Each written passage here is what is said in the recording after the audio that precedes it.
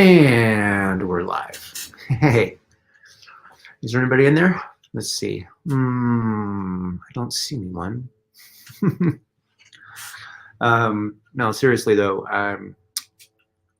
welcome back to the show. We have Frankie Winter here. Hello. And I am Drew, a.k.a. Mr. E. And, we're here to entertain. We actually are not, we're probably good at entertaining. We just don't actually try. No. So what is there to talk about? Has anybody seen the Marvels movie? Anybody got some input on that? Also, if you are a comic producer or something to promote, let us know, and we will take a look at whatever it is you're promoting right here live.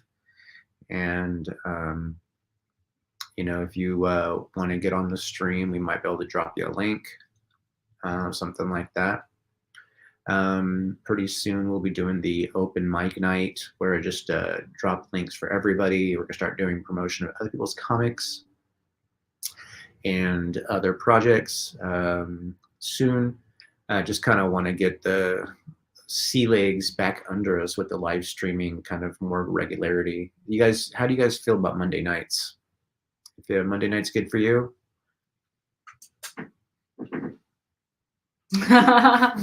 Yay, nay. Prefer a different day. Yeah, poet. Yeah.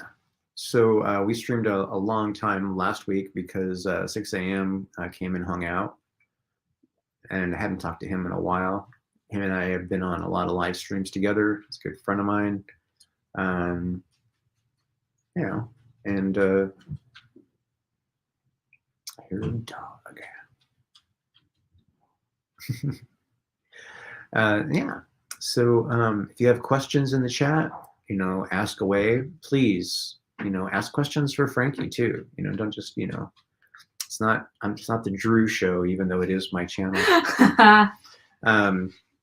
In the description, there should be links to the Instagrams, the Twitters, the YouTube channels, all of the above. So if you're wondering how to connect to us outside of the live streams, that's the way to do it. Also, sound off if you're here. Let us know. Say hi so I can say hi back. Pop up your little face. So here we go. We got Greg. Greg! What is up, man? What is up with the Gun Demon, brother? What's the story? We need to know the latest on Gun Demon, man.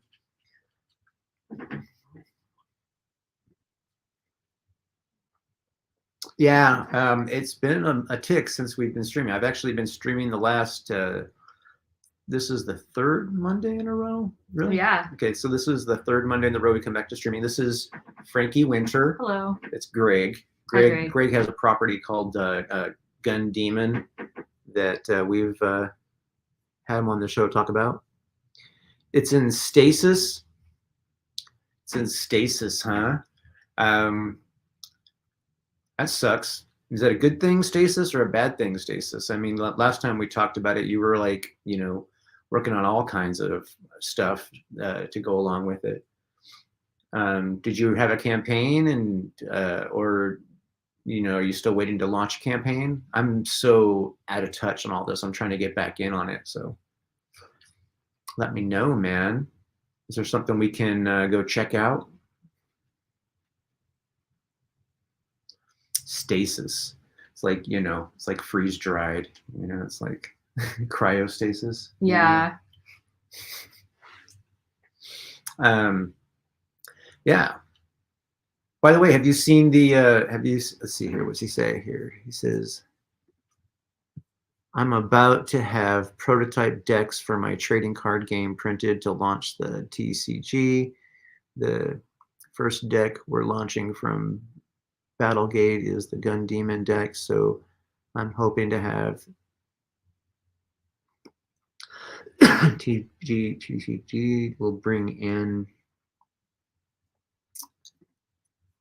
the money for me to get Gun Demon made. I got you. Okay, cool.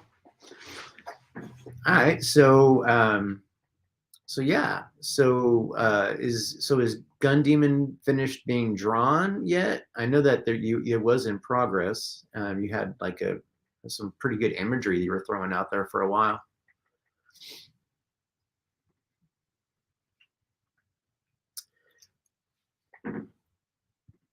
It says here, I'm a broke bitch, and my first attempt at a campaign didn't work out because of the combination of team member sabotage and critical mistake I made setting up the account. Ah, bummer, man. What the mistake setting up the account? See, I almost want to throw you a link, man, so you can come in. You want to come in the show and give us some lowdown on this? If you do, just say yes, and I'll fire you a link, brother. Yeah, the only reason I laughed was because it said I'm a broke bitch, and I thought me too. And then and then read the rest of that, and I was like, oh, oops, I shouldn't have laughed at that. All right. No, we laugh at everything here. There's no sacred, nothing.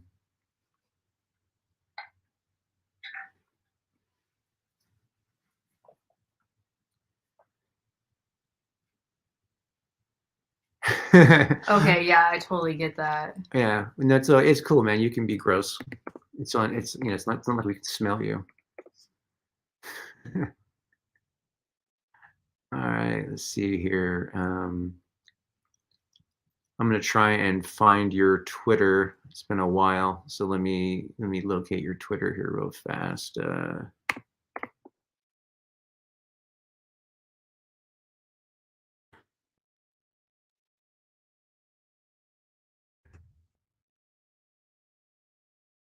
It's not in any of those. Okay, let's see here. Wah, wah, wah.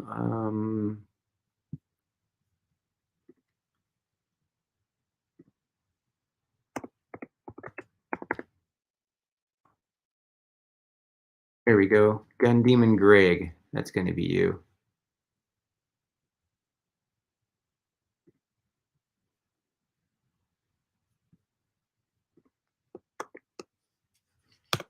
All right, I dropped you a link, brother. Oh, look, it's Magnus. What's up, man? What's up, Ryan? What is up, brother? How are you doing, man? Ryan posts some really cool stuff on Instagram too. Just some really random shit. Sometimes it's awesome. Your perma suspended from Twitter. I'm on a backup account on Facebook. Oh wow. What is up, Magus? Man, so what have you been up to, Ryan? Let's see if I can find okay. You say your backup account on Facebook. Huh. I'm curious about that. Like, how do I send you a link if your backup account on Facebook? Send me a message on Facebook or something so I can like track your ass down. So do you have like a good story with how he got suspended on there, but not on Facebook? Because Facebook has like more stricter rules. So like you offend. Okay, he says he found the link. Yeah.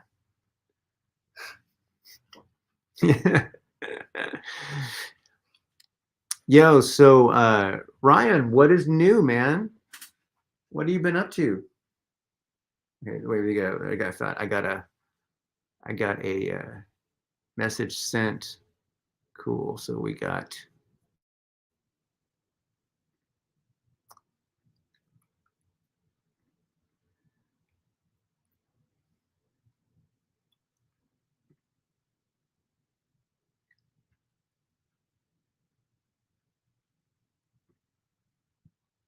link is coming. There we go. Boom. All right. Link sent, man.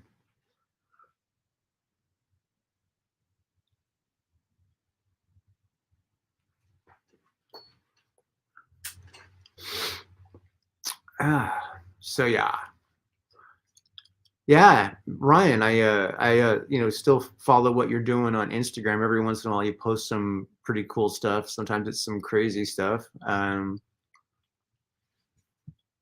man, here's Greg. What Hey, is? what's up, guys? How you doing? All right, man. How you doing? I don't know, man. It's a day by day thing in Ohio. You know, it's usually sucks. It usually fucking sucks to be here. Yeah, I used to live in Ohio. It has its ups and downs. Yeah, mostly downs these days. But Yeah. I got some cool projects going on. I'm hoping something will come out of it one of these days. No, I messed up my Gun Demon. My first attempt at a campaign. It was first time crowdsourcing ever, and I fucked it up pretty good by setting my. I set my goal at 10,000. Oh yeah, that would do it. And the bad thing was is I already knew better. Like about I don't know about 2 years before that I did really in-depth research, talked to tons of when I was networking all the time, like when I ran into you and we networked a lot. I did all the research. I knew better, but then I got busy with 10 billion things, and 2 years later when I finally was able to launch, I'd forgot that critical thing, so that screwed me up. And then I had some people backstab me that were part of the project, and it's just been a real it's been an adventure, I'll just say that. Yeah. So you had people backstab you. Were they like the guys that were developing the game that you were working on? You were like working on like a like rudimentary game, I thought, right? Video game. Yeah, I've got a trading card game, Hmm. and I do have an NES game that I was working on, but I put that aside. I just can't find a software engineer for it, and there's just some parts of the process that I just it's not for me. I'm creative, I'm not a programmer, especially assembly coder. But I am actually developing a video game right now. But once again, I'm having trouble finding an Unreal Engine software engineer because all the programmers and software engineers I run into sniff their own farts. It's a weird industry, dude. It's probably worse than the comic book industry to network in. Well, considering the market's a lot bigger. Yeah. Yeah. Hmm. Now there are some guys that are really good at Unreal Engine, but they're usually hired and working full time. Hmm. You know what I mean? Yeah. If you got that mad skill, then you can get snapped up fast. I mean, because because Unreal is the core to most of the video games out there nowadays. So it's a lot easier to develop in. I took a stab at looking at it, and it's actually a pretty good base, but there's a long learning curve. I mean, there's a Yeah. long learning curve. I mean, if you want to just put something rudimentary together that matches like what everybody else is already doing, you know what I mean? It would be a lot easier. You just got to Hmm. basically take their templates, rework the the map, you might say, and then put a new skin on all the elements, and you have a generic game. Hmm. A lot of people do that, but you want to have something real and something super cool. You got to have somebody who can tweak and invent new things in the system. So Oh yeah. Yeah, I started developing a modern game. It's an aquatic survival game. While I was just doing it on the side to keep myself busy while I was just trying to figure out how to get a marketing budget together. aquatic survival game. Yeah, yeah. The concept is it's called Blue Terra, and it's set thousands of years in the future of a flooded Earth. There's very little land above water. It's kind of like if Water World is sort of dipping your toes into the kiddie pool. This would be sort of like immersing yourself fully into an ocean. It's way more in depth. There's a lot more world. You find out there are aliens behind the flooding. They're trying to crypto form the Earth into being like their home planet. And so I got a lot in the works for it, but it's a sort of like I said, side project. The big thing I need to get going is Battlegate, my trading card game. I've been a game developer my entire life, game systems, developing RPGs, and all this kind of stuff. I was big into Magic the Gathering for many years and was there at the beginning of it. And was doing the, it just, I need to get this launched. This is a badass game. I've got about 20 plus decks planned. Most of them are from IPs that are not of my own. It's mostly indie comic IPs, like Water Wars 2288, for example, by Timothy Fling. I don't know if you've seen Water Wars around, but it is phenomenal. But we got him. Also, some of the decks are actually conceived by artists that basically is like, I've always wanted to do a thing like this or that. So I'm like, well, let's make a deck, and basically they've been putting them together, like Wacky Warheads by Doug Smith is one of those. It literally looks like Army Men if it was in the Ren and Stimpy world. It's a cartoon style deck. Okay. But Battlegate, the point of it is basically to basically try and help launch indie comic book campaigns, because essentially, man, it's really rough to sell comic books.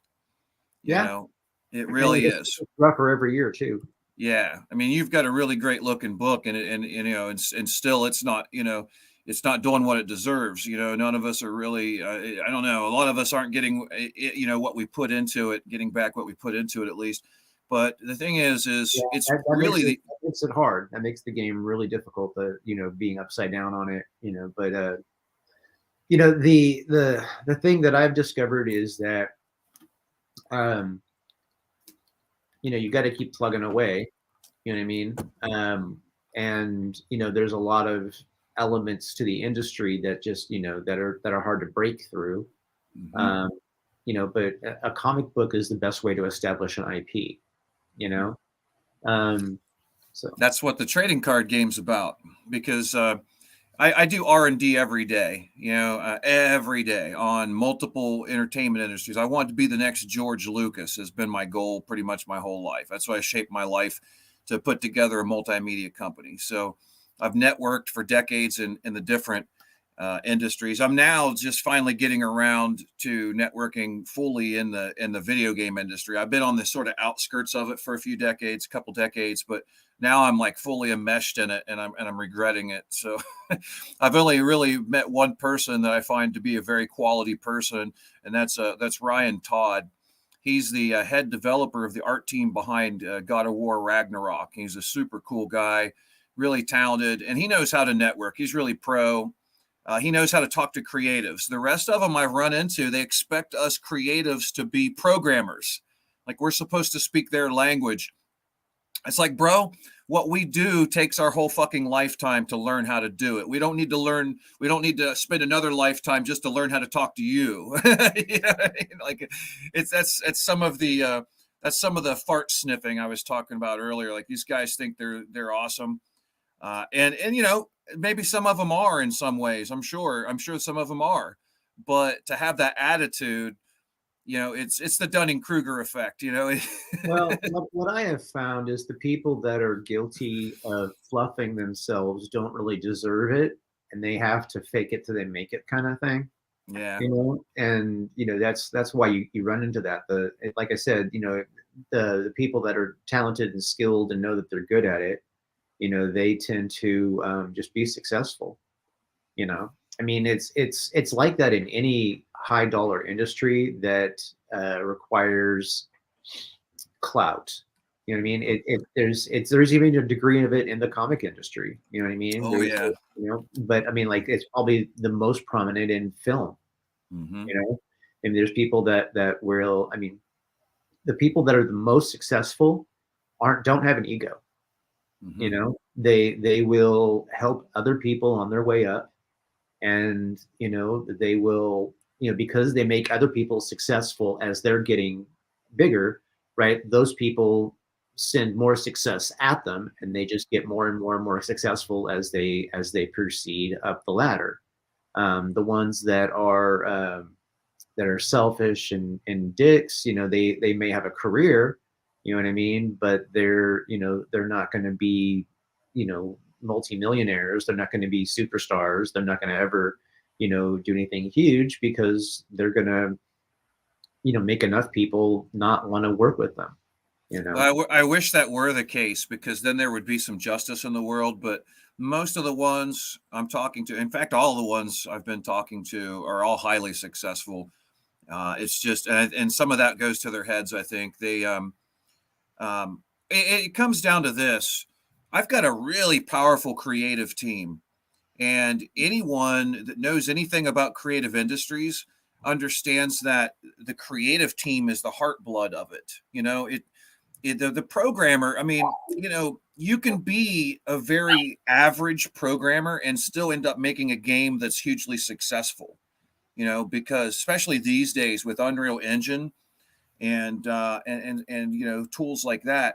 So it's not like they're as important as the creative team, or more important, if you look at the outcome, because all the games that have the best art design and the best story and the best character and world building, those are the most successful games. The games that don't have a strong creative team are like, they're very milk toast. They're very average. They don't stand out. You might buy one for $10 on Steam and play it for a couple days, and then that's it. So they don't understand that, because these guys work in these big companies like EA and such, and it's all compartmentalized. And so because they worked on some really highly successful, titles, they think they know the entire industry, including the creative side of it. And they know nothing about the creative side of it. They don't even know what they're looking at when I show them samples of what my team and I have done together. And it's really sad how almost not respected, and I would have to say not almost, definitely not respected art directors and editors are in this era. It's just, people are like, oh, I could just do it. I don't need anybody to tell me what to do. I could just do it all myself. But the people don't, and I like that attitude. I could do it myself. That's a great attitude. But you have to put the years of training, study, and experience in to be able to do it. And it's like, I learned trying to be a mini George Lucas, that in any one of these fields can take your whole damn life, just one of them. So for me, what I've had to do is I've had to dip in enough into those different industries to understand them intimately enough, and how to develop products in them and work with people in those industries, but not so much that I get lost in any specific one. So it gives me a pretty unique skill set that I don't really see many out there having, and it's a lot of the creatives, a lot of the professionals just don't see the value that I can bring to a team. But the artists I work with do, because they've all told me the work they do with me is the best received work they've ever done. Because it's I have a visions, but at the same time I let the artists do what they're great at, and I mostly trust them. But there are things that just don't work sometimes. Even a great artist is going to do, everybody knows this. Even a great artist is going to do something that's not that great. And if they've got someone that sees it and says, hey, wait a minute, why don't you get rid of that and instead use antenna instead of fur, or use this type of claw or a pincher, and just changing the things up, thinking more about the theme of it, which is something I see most designers, they're very detail oriented, so they're not big on how does this thing fit into the world. It's pretty rare when I see creature and character designers going deeper like that, into how a creature or something just fits into a world. So I feel most out there need an editor and need an art director, especially in indie comics, dude. I see a lot of really great ideas for comic books, and some of them even have a good brand developed, but the logo's bad. The art is like, it's very forgettable. It's just not, and it's a shame, because if they had somebody who was an art director that could put a team together for their project, because that's what I do, is I put a different team together for each project I put together, depending on what needs done. I know who's good at what. So, and it's a shame more don't go that in depth into it. We could have some really great products out there kicking the shit out of anything kicks the shit out of the mainstream products. But you get what I mean. There was if the money was there and the business was there, the people would be there. You know, Yeah. that's the problem, is that the indie comics world operates off of, you know, crowdfunding. And crowdfunding is a market where you have to build a following before you can even, you know, push a book. And that is, you know, putting the cart before the horse. You know what I mean? Because you build a following, people are going to buy whatever you're selling. You know what I Yeah. mean? You could, you know, it's like, and then that those people are going to tell you exactly what you want to hear. You know, they don't care if you're talented or not. They don't care Mhm. if the project's entertaining or not. I mean, if they're surprised by it later, that's great. But I mean, you know, it's difficult to, you know, to, like, there was a time you'd make a good product, you'd market it, it'd be well received. Mhm. You know, it's really expensive to do that now. So Yeah, and that's what see Battlegate. That's the thing about Battlegate. I should just say trading card games in general is it's a huge market, and it's pretty damn easy to break into it and come out with a $200,000, $400,000 campaign. You know, yeah, it I can haven't it I can haven't really seen it be that easy. I've seen people do it, but they spend a lot of time promoting them. You know what I mean? It's not like they just do it and put it out there. They spend, you know, a lot of time they have like a team of 20 people. They're all promoting. You know what I mean? That's how it works. You I've know, never seen a team that size doing I, trading card games, but I it actually is have on Kickstarter. There's a handful of them like that. Yeah. hmm. Yeah, I've been following them for many years, and the main thing is just it's just the paywall. You just have to get past the paywall. There's a you got to pay for marketing. It's the same with indie comics. It's the same with promoting yourself on YouTube or anything. I mean, you'd have like 200 people right now watching your stream if you spent the money. You know, it's just unfortunately how it is. But with trading card games, the beauty of it is that network, that community of backers. There are many of them, and they just don't run out of money. So if you put out a game that's quality, you know, it's got the good art. It doesn't even have to be the best thing out there. What I've seen is an average game, even with open source game system, like in other words, not an original game system that's innovative, is they're doing, you know, a couple $100,000 on these things. It's a matter of paying for promotion and having a decent product, of course. And I've got top tier art, and my game system is very innovative. I think it does great what Magic the Gathering fails at in a lot of ways, but also delivers some of the things that Magic works at, some things that are good from Hearthstone and some of the other games. So I think it's got a really great chance, but once again, it comes down to the marketing. And my investors have fallen through. I had two lined up and both fell through the last minute. And so now we're trying some new things for marketing, but we're about to print out the prototype. And the beauty of that is once we have the prototype, we can go for like, you know, a business loan, and, you know, and then we'll have proper marketing, would even be able to do the convention tour.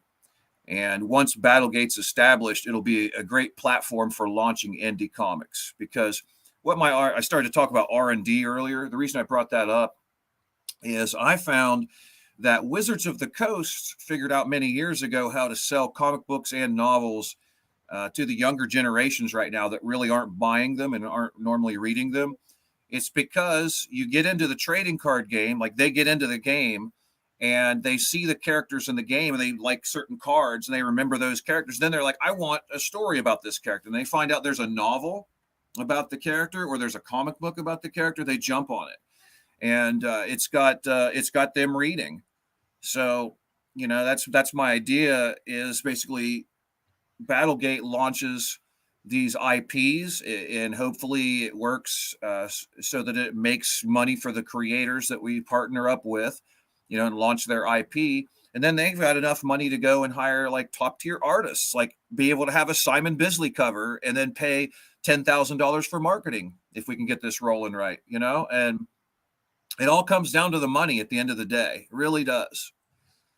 Well, yeah, So, money does make a difference. You know, $10,000 in marketing, can make the difference between an indie comic to a pro comic. I mean, if yeah. you get $10,000 in marketing, you could set up the market and pretty much become the mainstream by getting yourself in. I mean, the first 2,500 that'll get you in diamonds marketing materials, and then after that you just spend some money on the proper ad placement, in the right resources, the right magazines, the right websites, the right online social media. And people like, oh well, yeah, and they'll check it out in the comic book store, and then you just wash, rinse, and repeat. Mm-hmm. Yeah, would you like to see some of the card art and layouts we've got? Yeah, sure. I'll go ahead and share some here. I've got Anthony Gambino on layout design and logo design, and he's just brilliant at that. He worked at Marvel for 6 years, did a lot of layout and logo design there. Let me see. It's been a while since I did a stream here. There we go. Share screen. Yeah.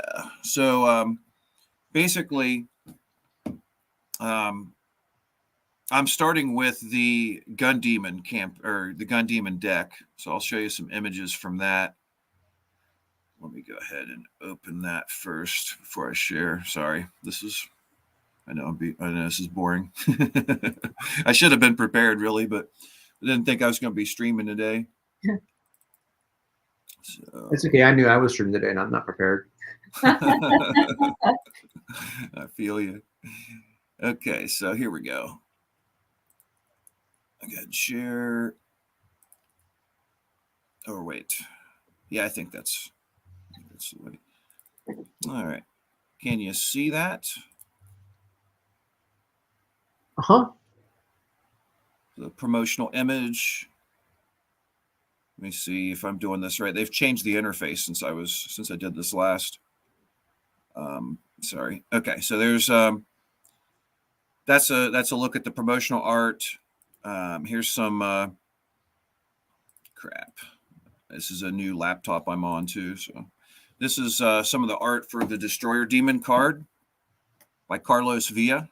He's my main creature designer. You're gonna bring it up here so we can see it? Oh, you can't see it? Oh, we see the thumbnails, man. Oh, that's weird. Okay. Hold on. Let me I'm sorry. They changed things on me here. Did it open in a new window and you just select that window? Entire screen. There we go. That's what I needed. Entire screen will do it. All right. There we go. You see that? Hold on. Let me get bigger over here. Oh, okay, yeah. That's cool. Choose your battler.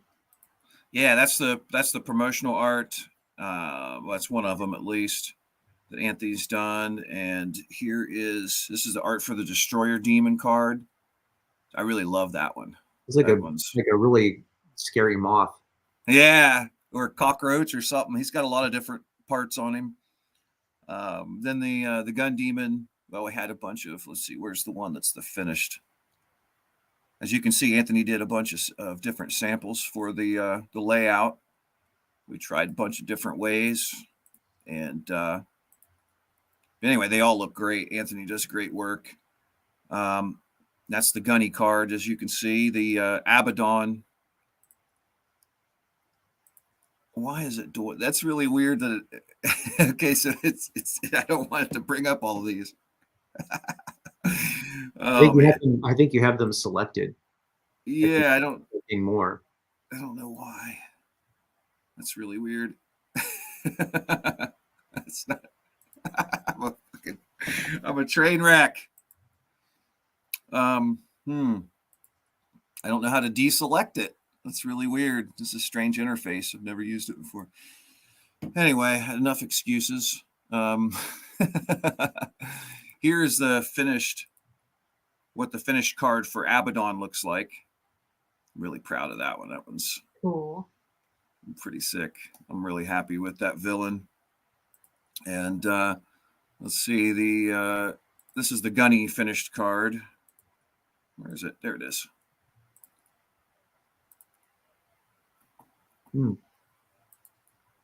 So how's the game going to operate? It's a card battler that's it's centered around the characters. So essentially, the characters, as you can see here, let me bring back up for an example. Bring back up the gunny card here. So you can see right here, it shows his stats: melee defense, melee offense, range defense, range offense. Each character's got their own stats. And down here, they have powers, if the character has powers. And essentially, this is your base character card. You put that down on the battlefield, and you have action cards, that action and equipment cards, as well as event cards that you can then play through the characters. So one of the things I dislike about Magic and some other games is how spell cards will just wipe out anything, and it sort of ruins the fights. Like, to me, it's more fun personally, and I know a lot of people feel this way too. It's more fun to have the characters battling each other, instead of you being like this omnipotent, omnipresent being that can like cast spells at the characters and destroy them and things like that. So in Battlegate, you basically have to use your character to destroy the enemy characters, and of course and there are different rules. We have a bunch of different rule sets, and we're play testing some of them to see which we're going to end up using in the final version. You can always, there's endless supply of rules you can come up with, for any kind of game. So it's about finding the ones that work the best for this game. But you basically enhance the cards. There are one of the things that's very different about Battlegate from all other trading card games that I've ever seen, and I've been doing a lot of R&D pretty much every day for years, is we're using all genres, and there are very few games that do that. Most of the ones that are able to pull that off are mainstream, like Magic the Gathering. Like they've got a Transformers decks, they've got Lord of the Rings decks, and then they have their own world. And they've got so they're multi-genre, but we're very multi-genre. In fact, we even have cartoon genre cards, which the second deck that's launching is called Wacky Warheads. I'll show you some of the art from that. Doug Smith, that's the one I was talking about. That's like it's like Soldier Men in the sorry, I have to find it really quick. It's like Soldier Men in the Ren and Stimpy world, kind of what it looks like. Yeah. So let's see here. Here it is. All right. But I love the art style. It's brilliant. They're just doing that selection thing again. It's kind of got that, that Mel Blanc style too from Looney Tunes. You kind of see some of that. Yeah. Pretty brilliant. Doug is really great at that. And this is the humans fight against the evil fishmen from Mars. And they decided that this black background the fishmen will get, so he's going to redo all these to have the blue black background. But it's multi-genre. Very, very Ren and Stimpy feel to it. Yeah, it's very entertaining. Then there's let me show you what Water Wars looks like. Oh crap! I'm in the wrong place here. Damn it. I'm so unprofessional right now. So let me find a sample of Water Wars, and then I'll show you, because right. I'll stop sharing while I'm looking. It's a really brilliant IP from Timothy Fling, Earth Dog Studios. Yeah, I miss the old card games, the way they used to do them. I don't know if they do it that way anymore. I really am not a big Magic the Gathering kind of participator. Like when that came out, I was already kind of graduated out of doing that. But like back when there was what the heck was it? It wasn't Dungeons and Dragons, but it was very Dungeons and Dragons like. And it was basically like Dungeons and Dragons, but you had a game board and you had cards. But if you lost your card, like if your character lost, the battle, they would claim your card.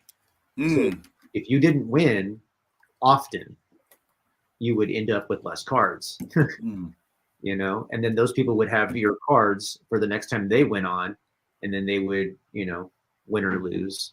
And Now I guess people keep their cards and they share and they collect when the game is over. And it seems like it would have been a lot cooler to have it stick with that old theory to where if you lost, you know what I mean, then they kept your card and you had to, if you wanted to be a powerful person, you had to win a lot. Mm-hmm. That would get expensive if it's a permanent. If they're going to keep it permanently, that would be very expensive. It'd be expensive to lose. Yeah, definitely. I was taught Yes. gambling through this card game. You want to play? Right. So this is Water Wars here, and I love Erwin Arosa's art. I think I'm saying that right, or it's Araza. I'm not sure. Sorry, Erwin, but he's phenomenal.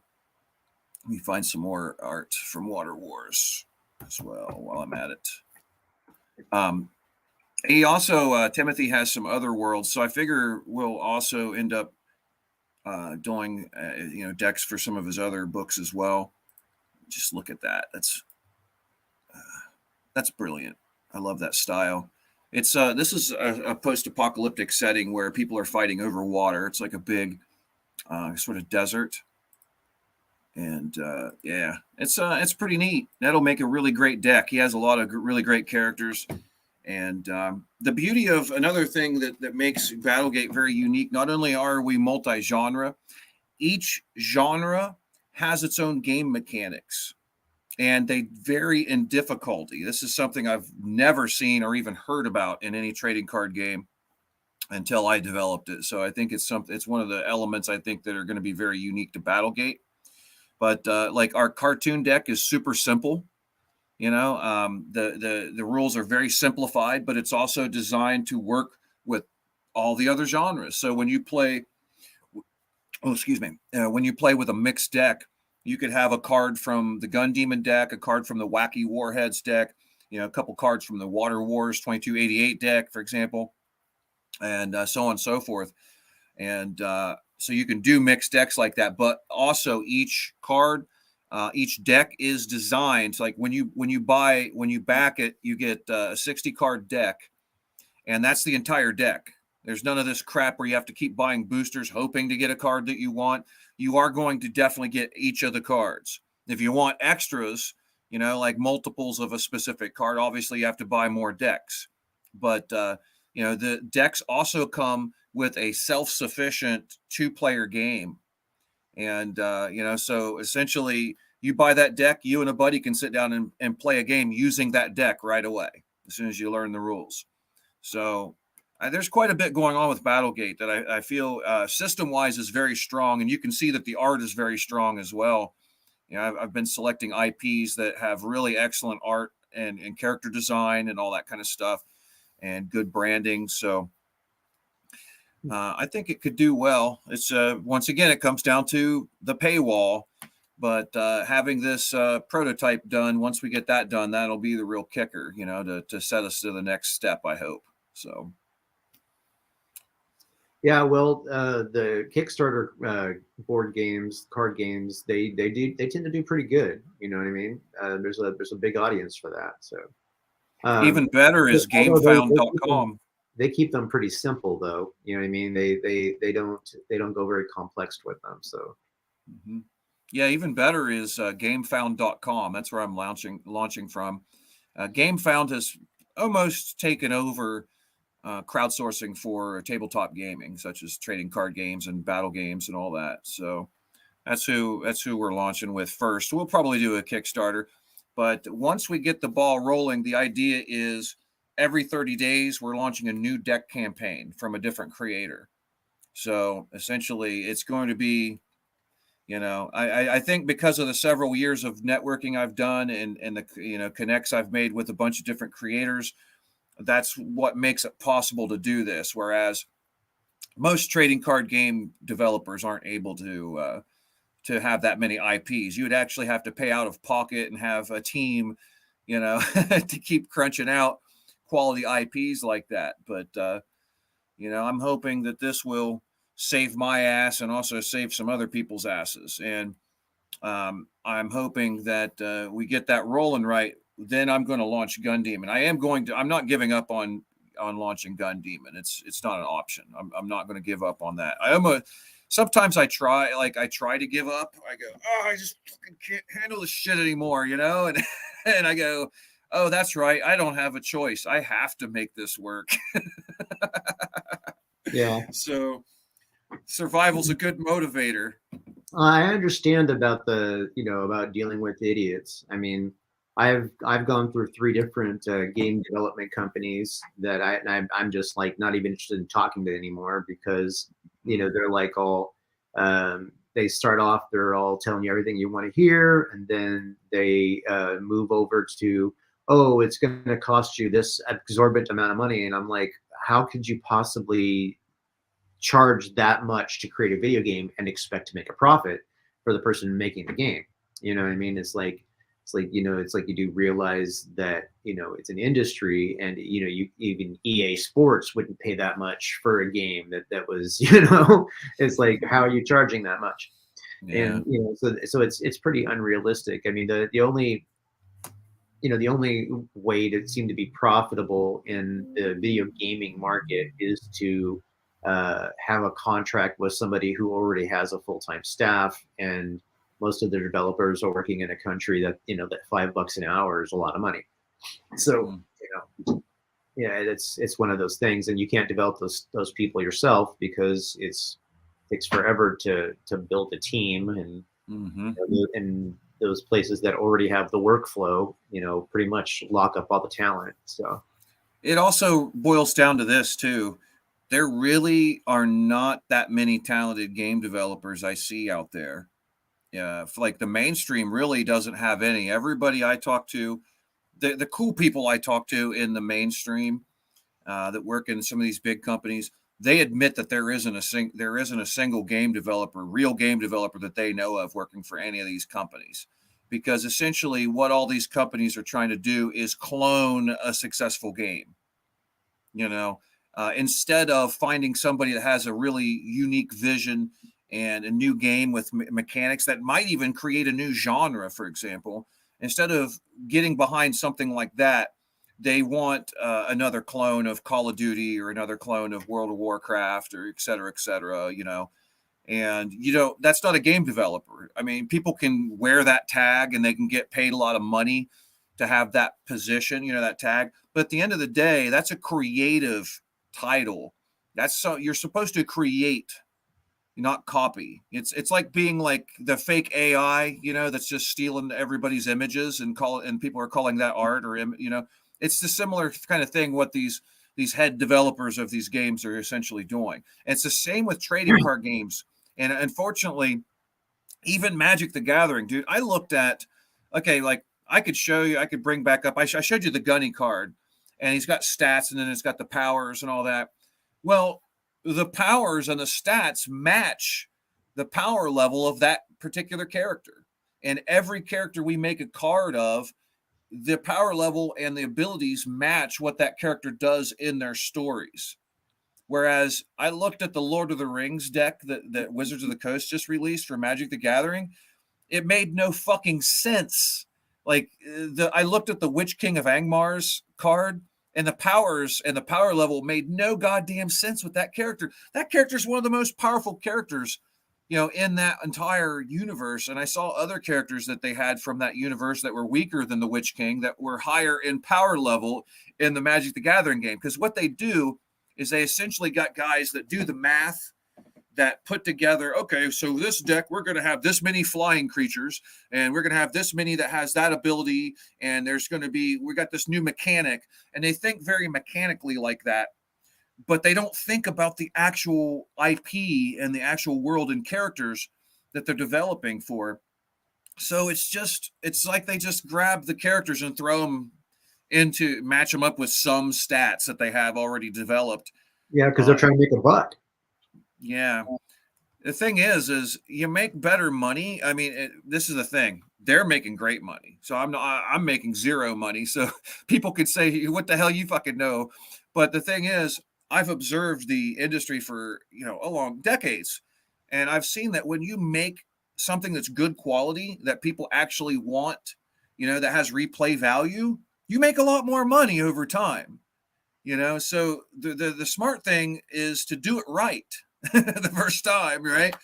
And these mainstream companies, they don't think that way. They don't really, I don't think these days they care about the quality of the product. It's more about the promotion and the marketing. Everything is about the Because marketing. one single game now doesn't make the kind of money these large companies need to make. You know what I mean? So they're thinking multiple games. They're thinking, how can they maximize their dollar? I mean, it's a business. I mean, they're not even, they honestly don't care if it's creative or not. They all they care about is the bottom line, making the money. I mean, it's an oxymoron. Actually, that's an improper use of the word. It's really idiotic, because what they do actually limits how much money they can actually make. Like there's like a cutoff. They're going to make some money pretty quick. Yeah, from but their they're just going to marketing. make another deck. You know what I mean? Yeah, So they're going to move on to another product, right? Right. And what happens is they lose customers over time. They lost me years ago. They lost many others. They're still today constantly losing customers, and Yeah, but it matters. they're also picking up customers too. So it's like they're gauging, they're hedging their bets. It's like well, if we do a Lord of the Rings one, we're going to pick up all these Lords of the Rings people who are into it, and then so they're going to buy into all that. They're going to get all that money, and they're like, okay, cool. Now we can forget about those guys. What about these guys over here? Okay, but there's this fan base. Let's go get this fan base and bring them in, get them to buy cards. Okay, now what about this one? You know what I mean? They're like, It's they're not on. working like that. It's Yeah. really not. They want it to, and they think it should work that way, but it's not. They're pissing people off who are the people with the money that buy that product. There are a finite amount of those people playing trading card games, and you piss them off, they're not coming back. That's just how it is. One guy that spends thousands of dollars a year, he says buy, that doesn't hurt so much, right? Because they have a bunch of those people. But when you have thousands of them doing it, and then you have a lot of people are making less money now than they ever did. So the new people coming in, a lot of them can't afford to Well, do this stuff. you gotta think about where these people are selling it. You know what I mean? Like if they're Oh, I selling, have. I mean, I study it. if they're trying to sell it online, all that kind of stuff, it's obviously not going to make as much money as if they're selling it in a store where the buyer is not the person that's going to be playing the game. It's going to be, a mother who says, okay, my kid loves this stuff. You know what I mean? And they're going to, I mean, that's the nature of the game. I mean, it's the biggest purchase market of IP peripherals are parents. You know what I mean? It's not like kids are going out there and buying the toys. They're not. You know what I mean? It's parents going out there and buying the toys, and they're buying it for their kids.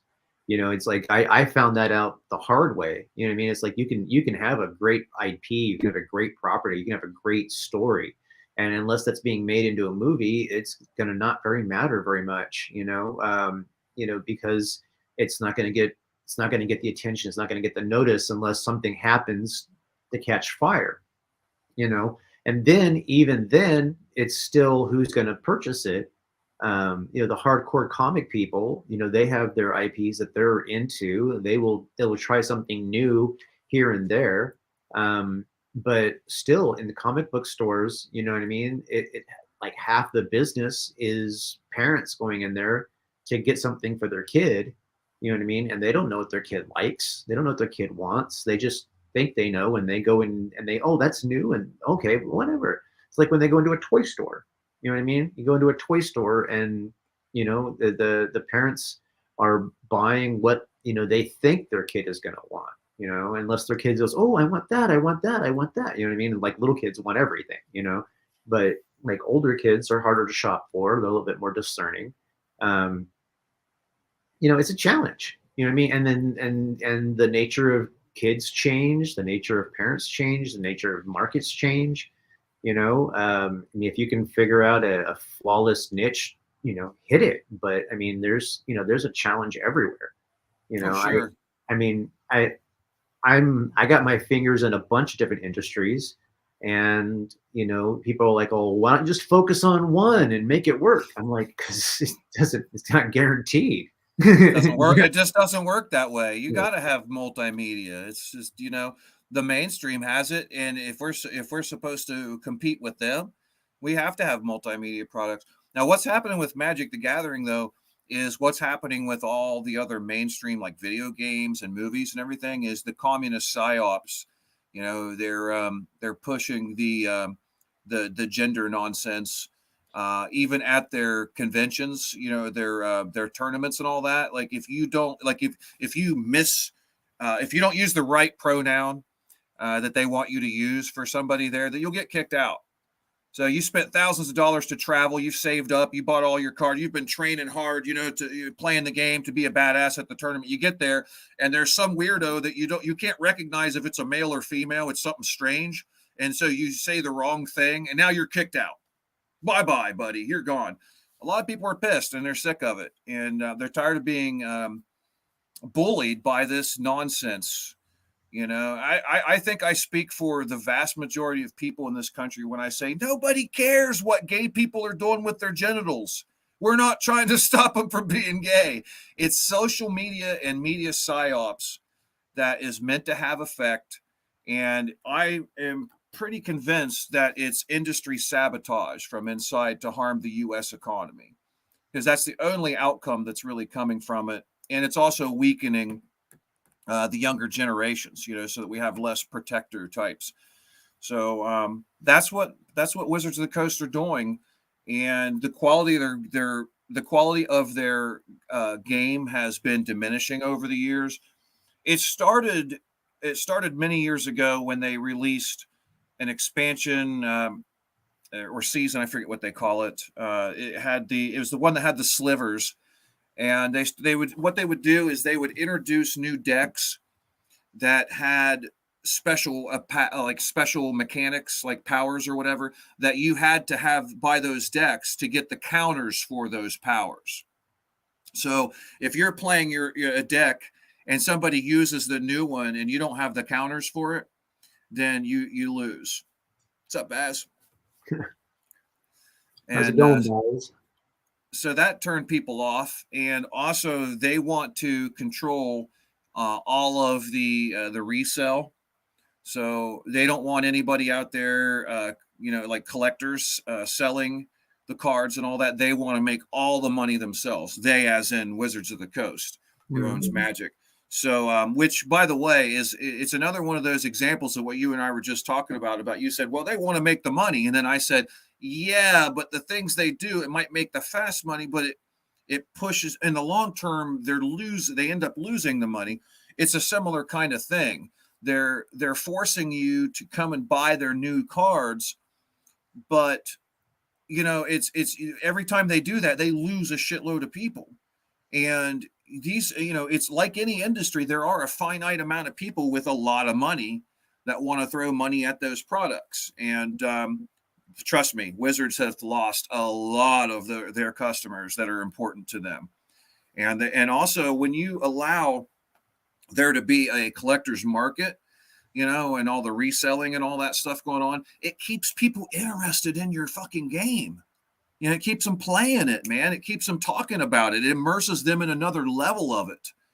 And there's nothing bad about that. Like, Wizards are just being overly greedy. They're making bad decisions. And once again, I think it's industry sabotage, because I do not believe that the heads of these studios are that stupid. I don't believe it. They didn't stop knowing how to do business and turn a profit and make long-term profits and keep customers. Nobody stopped learning these things. It just seems like conscious decisions that they're making. But I'm not in their heads, I'm just a pleb out here. They're probably just way too detached from their audience, and they're probably living in a bubble. But every major company, like all of a sudden it just like happened around the same time, and doesn't that seem suspicious to you?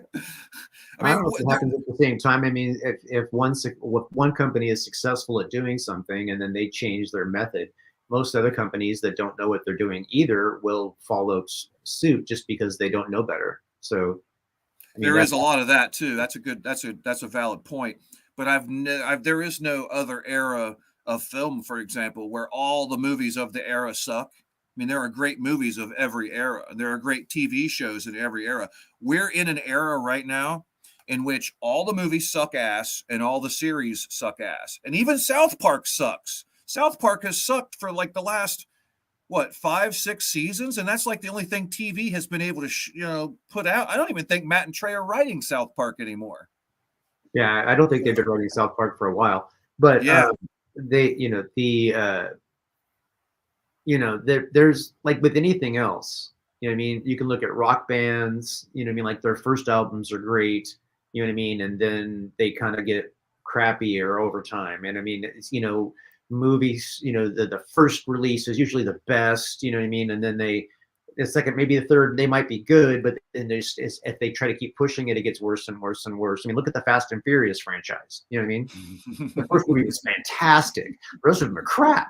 You know? my God. I'm pretty sure they're just long car commercials and they're just writing it off, for Yes. tax reasons. They're just like, we're making these money, we're just advertising our cars and we can write the whole movie off because it's advertising. And I'm like, Yep. wow. I'm like, who actually likes this movie? I want to interview them. Like, I've met some. I live here in Ohio. Some of like people here exist. Yeah. Like they're that type. Yeah. Mhm. I'm like, yeah, maybe the first couple ones, but man, you like all of them. You really like all of them, like all. Well, the reason why the Fast You're and still Furious movies watching? work is because of the way they would change up who was in them, and then Yeah. you know what I mean. The plots were pretty lame, but they would have well-known celebrities, and they keep bringing in new ones, and then the problem is that people get burned out on it. You know what I mean? But if you're lacking decent entertainment to compete, you know what I mean? That kind of stuff will still put butts in the seats. You know what I mean? Because it's low hanging fruit. And the same thing like right now, Disney with Marvel. I mean, they just released the Marvels. You know what I mean? They should have known. They should have known Have that was you going to seen tank. it? Because like we No, had I won't we watch saw it. the reviews. We haven't seen it because the reviews are so bad. Here's the thing, man. The reason why I don't do a review show is because it would be one episode and it would be about 10 seconds. It would basically say, okay, all the movies suck. And then that would be the end of it. And every time a new movie comes out, I would just link that one video to people, be like, here you go, here's the review. Because I don't understand how people are still falling for it and going out and buying movie tickets at this point. I guarantee you the next movie that comes out, it's going to suck. Well, it is absolutely going to suck. They are not changing what they're doing yet. And I think here's the thing, and I think I figured out how they're making their money, because you live around there, you live in LA, they're making their money somehow off these ass movies. And the way they're doing it, I think, is they have shitloads of shill YouTube channels, Twitch channels, TikTok channels, and all that. And these people we think are influencers are really employees of the studios. And what's happening is the videos, the bad review videos, are how they're making the money from the movie. So they make the trashy movie, which it's a way easier to make a trashy movie than it is to make a great movie. It's hard work to make a great one. They had a $240 million budget and they only made $140 million. So yeah. I mean, there are other movies out there that are doing like Sound of Freedom that cost $5 million to make, and it made $100 million in the first few weeks. It's really not. Again, we're talking about a business, right? So like when we sit back and try to analyze what these people are thinking business wise, we are bastardizing the situation, and sometimes we apply our own lens on the view of it. And with Disney and Marvel, obviously they realize that they made the mistake, and they've done this. Disney's been doing this because Disney sees its core audience as small girls. You know what I mean? That's like the core Disney audience. Their franchise is like when Disney cartoons, like, boys liked the cartoons too, but it was mostly girls and princesses and stuff like that was it, because boys liked something different. You know what I mean? Boys went after sci-fi. Boys wanted, adventure. They wanted army. They wanted G.I. Joe. They wanted, Batman. You know what I mean? That was what boys wanted. The girls wanted, to be Princess Jasmine. You know what I mean? Mm-hmm. And it's not as cut and dry as like just sexist or whatever, but I mean we're being generalized here. And so Disney has all this reach into that already existing audience, which is why they went that way with Star Wars. You know what I mean? Like, okay, well, you know what? Boys already like Star Wars, so let's go ahead, and they're already buying all this existing material. Let's create some material for the girls, is what they're thinking, right? And they're trying to force it instead of let it be natural. You know what I mean? And they're also taking shortcuts by hiring people like J.J. Abrams, who is not a creative, he's an executioner. You know what I mean? He's a good way to put it. So it's one of those things where like they're approaching it as business, not as art, right? I wish they were. I have to disagree with you there. What has actually been found to be going on, and we can even observe it quite simply, is that they're being told by the CCP, by Israel is another one of those powers in Hollywood spending the money, and Russia. These different governments are essentially telling them you have to have these things in these movies. They put their money in there, and where the money goes, what the money guys tell them to do, they do. The foreign market's actually a real thing now. I mean, so like a movie could make 28 280 million here in the States, but then roll it out outside the States, it's going to make another 400 million. You know what I mean? And that's a real thing. Maybe between China, Russia, European, states, there's a lot of, I mean, Africa is growing. You know what I mean? It's pretty soon, our American ego is going to have to back down from, saying that everything's got to be our way. You know what I mean? We just got to like create good art and let the art roll. But right now we're in a transitional period where, we're definitely dealing with a whole new level of free media. You know what I mean? It's not necessarily free, but it's like, people would rather sit at home and watch Disney Plus than go sit in the theater and smell somebody else. You know what I mean? and it's no joke. I mean, if you ever sit behind the handicap seats, you know what I mean? It doesn't smell the best. I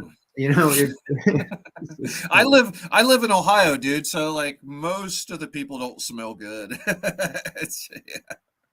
Yeah. So you have like crying kids, and now the movie theater experience is still good, but if you think about it, it's like, okay, so 40% of the nation has cable TV now, right?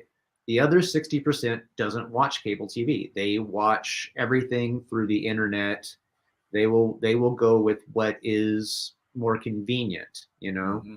I mean, and I mean, think about this. I mean, just in the last 3 or 4 years, live streaming went from, a small group of people that, were, dedicated to talking to their fan base, to this huge market who is just trying to exploit the free internet thing. I mean, podcasts are the same way. Everybody's got a podcast. And it's like, okay, but doesn't it matter what you're talking about? You know what I mean? So, it's really a popularity game. The whole media landscape is shifting. When it all nukes out, yeah, the cream will come to the top. But it's always been that way. I mean, think about in the 80s, right? Like the 80s was saturated with crappy music. It was saturated with. I mean, think about how many crappy hair bands there were in the late 80s and 90s. I mean, there were so many of them because it was like a popular thing, but most of them sucked, And it was all about business. It was all about trying to sell stuff and have a good picture, and you know what I mean. And they didn't care if it was good or not. You know what I mean? There was not RNA rep didn't care if the music was any good at all. They would just care, like, can I sell this to my upper people? Frank Zappa talked about that. He said the 60s and 70s were really great because the heads of the music studios didn't claim to know anything about music, so they just like, oh, they look fine, sign them. Okay, let's sign those guys. Yeah, a buddy of mine told me these guys are good. Go ahead and sign them. And then they would just see what happened. Well, no, the 60s and 70s were great. And what happened? The 60s and 70s were great because musicians are all on acid, man. That certainly could help, but basically, what Frank said was what went wrong was they started hiring these hippies, to come in and be like A&R reps and tell them what was good. And these were like some hipster types, that were elitist, or they were trying just getting their buddies in or things like that. The stuff that they had in didn't necessarily, a lot of it wasn't, they didn't equate to hits. And Frank said it was better when they were just randomly signing every band, because the good ones, it allowed the public to decide what they liked, and now everything's structured around tricking the public into liking it by either trying to force people into left or right sides and then saying, well, if you back this product, you'll make the right wing happy, or you'll make the left wing happy. Oh, you have to buy this to save black people, and all this kind of nonsense like that. And it's not about the product anymore. And that's how most things are sold right now. You know what I mean? It sucks. It does suck, but that is the nature of the industry, of all industries. Yeah. You know what I mean? Killing the industry. Well, I think that it's in a transition. I think what's going to happen is at some point we're going to see it come out, and it's going to be very different. Think about this. Think about like music sales, right? The music industry is no longer designed for the musician. Yeah. Right? I mean, so like the musician, if they want to make money, they're not selling albums to make money. No, they're out there performing, and then they got to kill it. You know what I mean? And they got to like sit there and they got to have it packed out all the time. And then they got to be, like everything like way over the top, just so that they're getting attention over the 10 other guys that are trying to take the same time away. I mean, it's like, it's such a challenge that most people can't even compete. You know what I mean? And then so the people who actually love music, right, are discouraged because they don't have money to compete in there. They don't have the energy. They don't, you know what I mean? I mean, you're not going to get a James Taylor again, ever in this modern music world. I mean, he's one of the best songwriters ever. Paul Simon, same thing.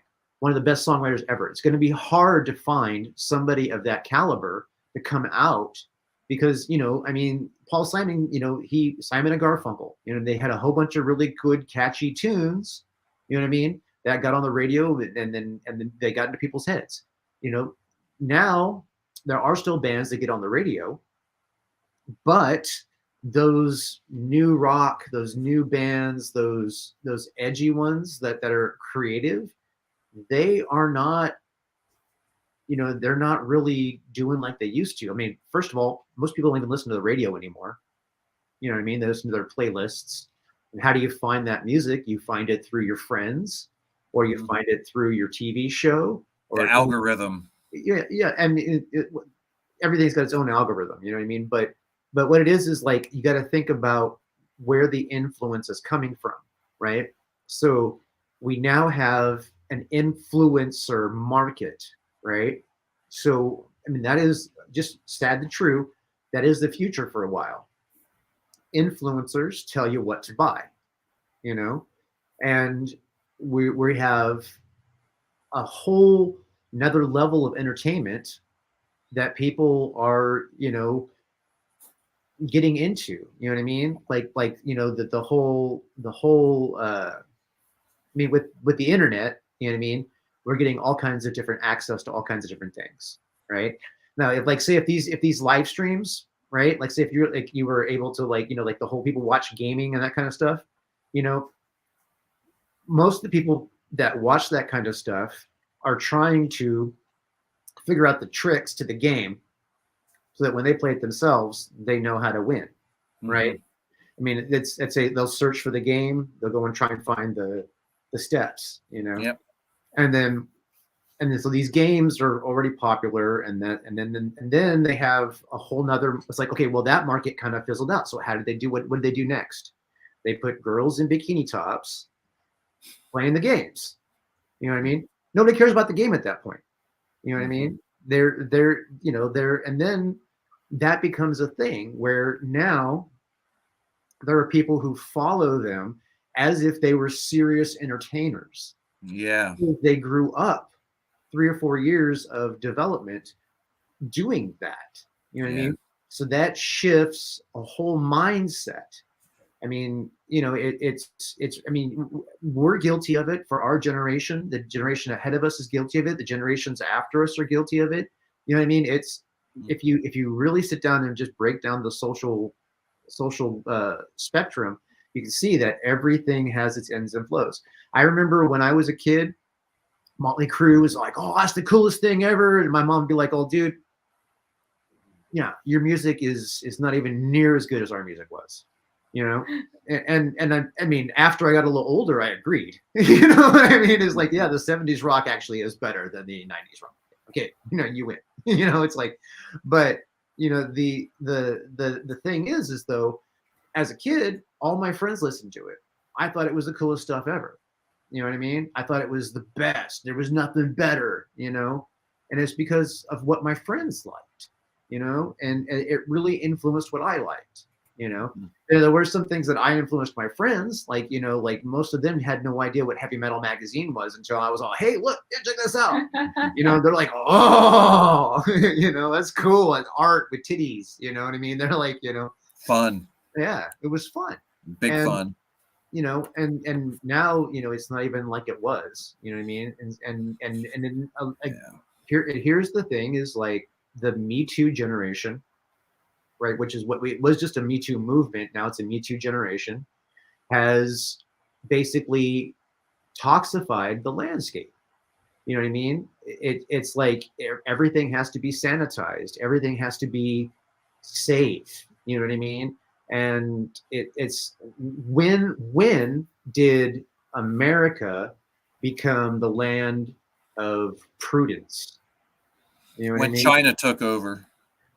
Now, I can't say China took over because China still has issues in their own area. You know what I mean? If they didn't take over, they just kind of dictated the inflow to their thing. So well, I say China took over, but it's more like the people who are pulling the strings on China and other countries.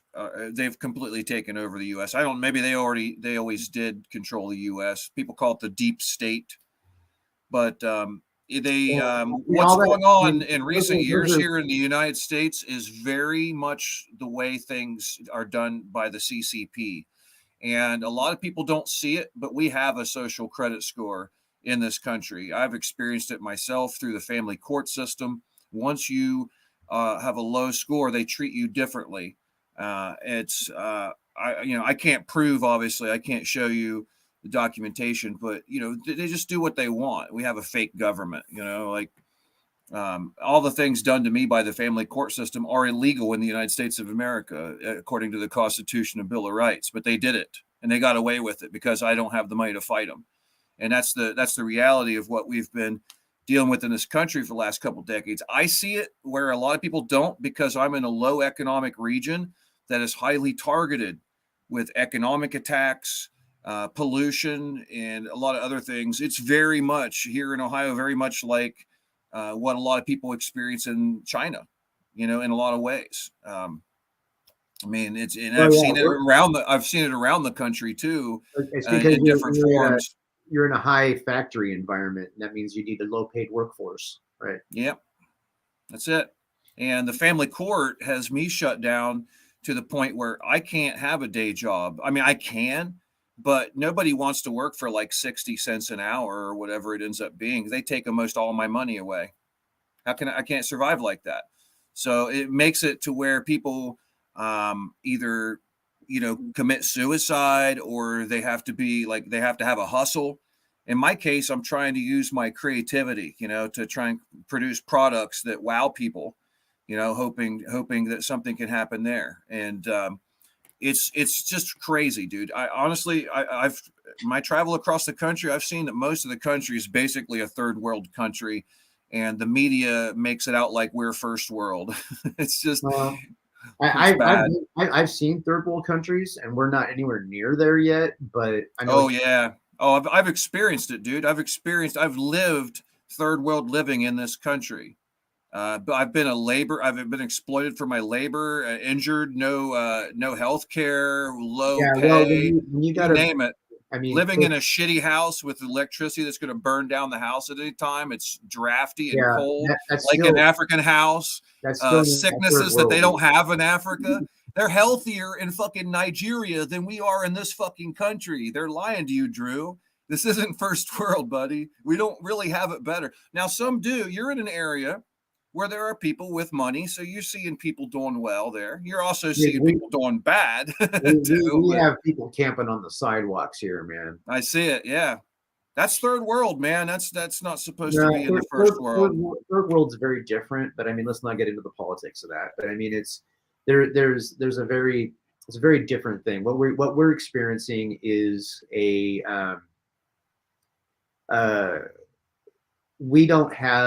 we've lost the help out your brother, we're a community kind of mindset to being American citizen. We've lost that. And yeah, I got to tell you something. We literally qualify across the board as a third world country. We were second world for many years. And I used to argue with people all the time about it. Nobody believed me, but you can look it up yourself, because part of the stipulations, you have to produce your own goods and services is one of them. We don't produce very much at all of our own goods and services in this country. Most of it comes from China. And there are a lot of different stipulations that classifies a country as first, second, or third, or whatever world. And we haven't been first world for a long time, bro. Well, I mean, we have the wealth, just because we have some people that are, on the bottom of the ladder, and other people that have just flat given up. It doesn't really change the overall picture, because most of the country are just, tucking their heads down and staying out of trouble, and, making a good living, raising their kids, trying their best to be middle class, Trying. Yeah. But anyway, we've been live streaming for an hour and 22 minutes. So we're going to go ahead and call it a stream. Good seeing you, bro. Thanks for hanging out, man. Stay tuned. We're going to be doing this Monday nights for a while, man. So and keep us posted on the game and Gun Demon, and we'll do. And we'll try and help get the word out for you, brother. Thanks, man. I appreciate it. All right. Cool. Take it easy, Greg. Hail, guys. All right. Bye.